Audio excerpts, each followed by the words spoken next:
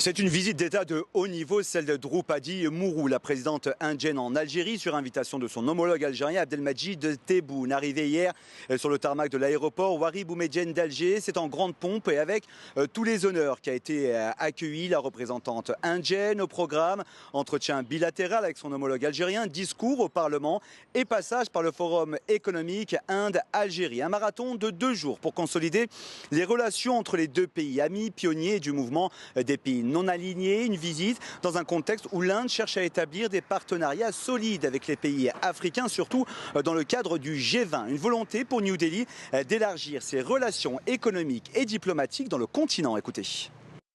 C'est le reflet du partenariat croissant entre l'Inde et l'Afrique. L'Afrique, avec 54 pays, est au cœur du Sud global. Le partenariat avec l'Afrique est très important et crucial pour la croissance de l'Inde, ainsi que pour le Sud global. Cette visite devrait renforcer notre coopération dans les domaines des engrais, du pétrole et du gaz, des chemins de fer et de la défense. Les deux pays avaient ouvert une branche de la défense dans leurs ambassades respectives.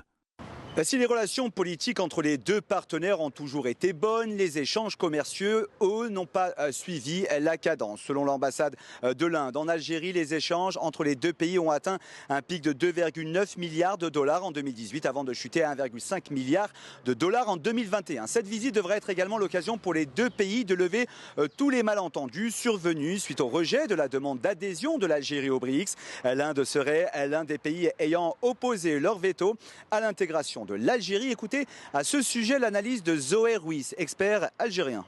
Il faut que le partenaire indien partage avec nous, on va dire, cette volonté d'intégration de l'Algérie au cœur d'un certain nombre d'organismes, je pense aux BRICS en particulier. Je ne sais pas si on peut formellement dire que l'Inde a opposé son veto.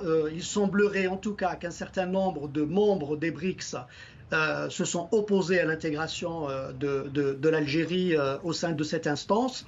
Mais je préfère qu'on se dise en Algérie que les conditions d'adhésion de l'Algérie n'étaient pas réunies et qu'il faut revenir à l'ouvrage. Il faut préparer les conditions de manière sérieuse et rigoureuse pour pouvoir accéder à cette organisation.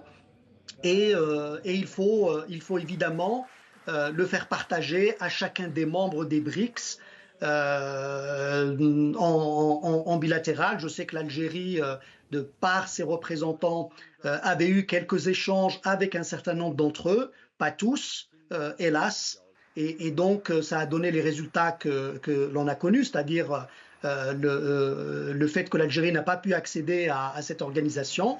Une visite pour renforcer les partenariats déjà existants, comme ceux des domaines stratégiques, comme le pétrole, le gaz, la défense et la coopération spatiale, mais également pour réfléchir à de nouvelles opportunités. Il faut savoir qu'en matière d'investissement, plusieurs entreprises indiennes sont actives en Algérie dans les secteurs publics comme les secteurs privés. On les retrouve dans les réalisations de projets de logement, de construction, des hôpitaux, de chemins de fer ou encore dans les services numériques. Les échanges commerciaux entre l'Inde et puis entre l'Algérie ont atteint en 2023 1,5 milliard de dollars.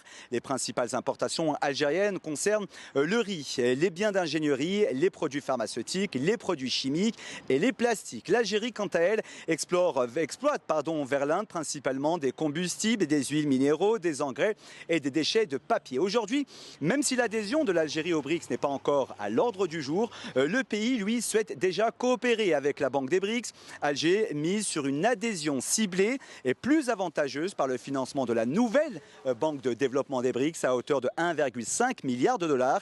Une adhésion cruciale pour celle qui a déclaré que ce financement aidera les pays émergents et constituera une alternative à la Banque mondiale.